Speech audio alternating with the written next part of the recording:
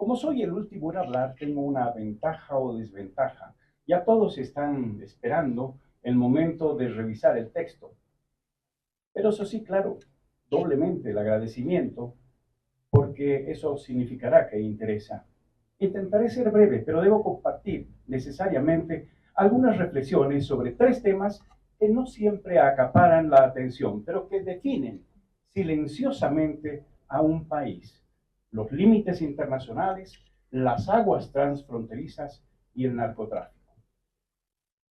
Sobre los límites, comienzo con algo que no es, diciendo que no es lo más sexy de la diplomacia, para utilizar un término que estuvo de moda en esta etapa electoral. No tiene el glamour de las grandes cumbres, ni los reflectores de los salones protocolares. Es más bien un trabajo de botas embarradas, de recorrer selvas, de internarse por el Chaco o navegar por ríos que separan y al mismo tiempo unen a los pueblos.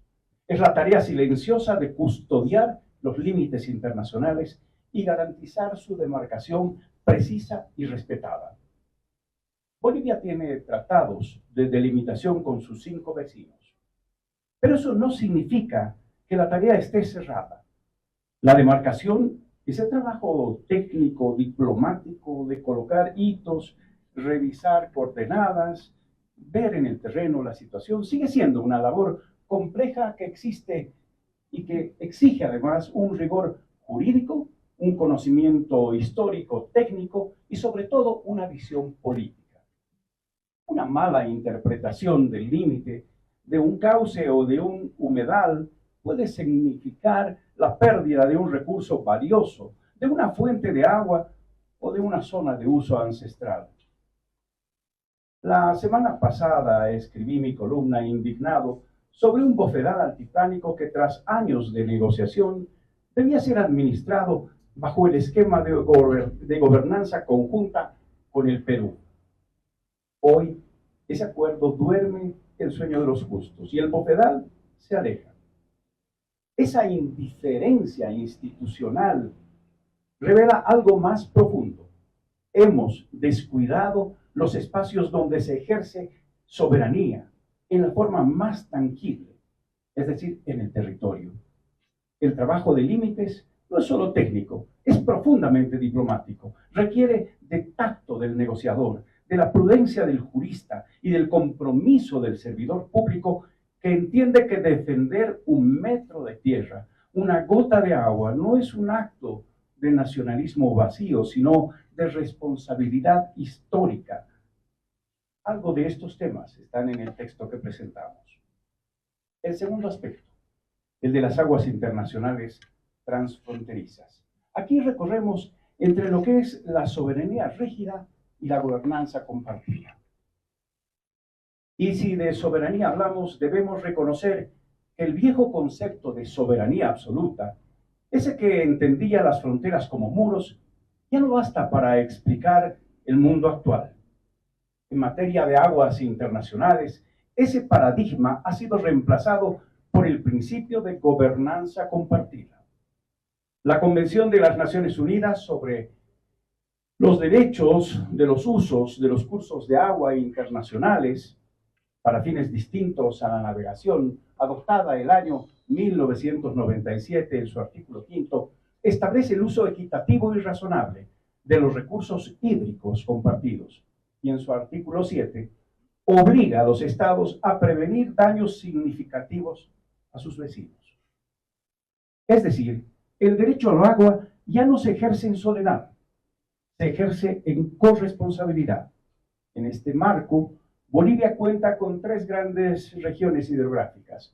Comparte con sus 5 vecinos alrededor de 54 cuencas o unidades hidrográficas.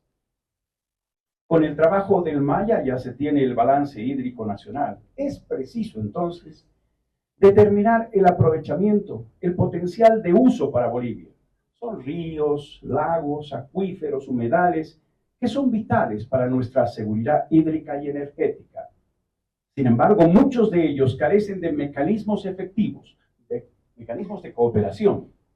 Hemos tenido litigios como el del Silada, acuerdos parciales como el del río Mauri o el del Suchis, y proyectos inconclusos en los de la cuenca amazónica. Pero no hemos construido una verdadera política de Estado en esta materia. El reto de hoy es precisamente ese, pasar de una diplomacia de reacción a una diplomacia de gestión. Dejar de mirar el agua solo como un recurso, empezar a verla como un bien común que puede unirnos o dividirnos. Porque como ya se dijo en el siglo XXI, el agua será lo que el petróleo fue en el siglo XX, el recurso estratégico por excelencia. Por eso necesitamos, como decía mi colega hace un momento, Álvaro del Pozo, una Cancillería activa, coordinada con sus equipos técnicos, capaz de anticiparse, capaz de construir acuerdos sostenibles. Y necesitamos también una ciudadanía consciente de que cuidar nuestras aguas fronterizas no es solo defender un derecho, sino garantizar la vida para las próximas generaciones. Permítanme ahora cerrar con un tema que, aunque parece ajeno al anterior, está profundamente conectado: el tema del narcotráfico. Si en los límites y en las aguas internacionales se juega la soberanía territorial, en la lucha contra las drogas se pone a prueba la soberanía institucional. El narcotráfico ya no es un delito aislado, ni un fenómeno rural. Es parte del crimen organizado transnacional, con redes financieras, tecnológicas y políticas que atraviesan fronteras. En América Latina, el narcotráfico se ha convertido en una amenaza directa a la gobernabilidad, a la justicia y a la legitimidad de los estados. Estados Unidos, que fue durante muchas décadas el principal promotor de la llamada guerra contra las drogas, ha reformulado su enfoque. Hoy su política exterior se centra en tres ejes: el tema migratorio, la prosperidad económica basada en el proteccionismo y la lucha contra el crimen organizado. El narcotráfico ya no se trata solo como un problema de drogas ilícitas, sino como un tema de seguridad hemisférica. En este contexto, Bolivia ha vuelto a ser desertificada por Washington, incluida entre los países que han fallado demostrablemente en el cumplimiento de sus compromisos internacionales. La calificación es dura, pero no es definitiva. El propio informe reconoce avances en incautaciones, procesos judiciales, pero advierte sobre algo más grave: la presencia de cabecillas de organizaciones criminales en territorio boliviano, la debilidad del control migratorio y la penetración del narcotráfico en instituciones del Estado. Frente a esta realidad, el país necesita una nueva estrategia integral, realista y viable. Una estrategia que combine cooperación internacional con fortalecimiento interno y al mismo tiempo que enfrente, sin ambigüedades, la corrupción y el lavado de activos. Y en esa construcción, la diplomacia debe desempeñar un papel central, porque la lucha contra el narcotráfico no se gana solo con policías y militares, sino también con acuerdos, inteligencia compartida y confianza entre los estados. Y eso se logra con diplomacia. En el escenario global, la próxima reunión de la OMS, de la Organización Mundial de la Salud, en Ginebra el próximo 20 de octubre, dentro de unos días, reviste enorme importancia para Bolivia. El Comité de Expertos en Farmacodependencia evaluará si la hoja de coca debe o no permanecer en la lista 1 de estupefacientes. La decisión, aunque indudablemente es técnica, tendrá profundas implicaciones políticas y económicas para nuestro país. Si fuéramos un país institucionalizado, con instituciones fuertes, el retiro de la hoja de coca de la lista podría representar una victoria cultural y económica también. El reconocimiento de la coca como recurso natural con potencial para la industria lícita, medicinal y alimentaria que lleve al mundo productos derivados de nuestra identidad ancestral. Pero ojo, también podría ocurrir lo contrario, que esa decisión desate un crecimiento descontrolado de cultivos y un aumento del desvío hacia el narcotráfico. Es una peligrosa dicotomía que exige reflexión y liderazgo.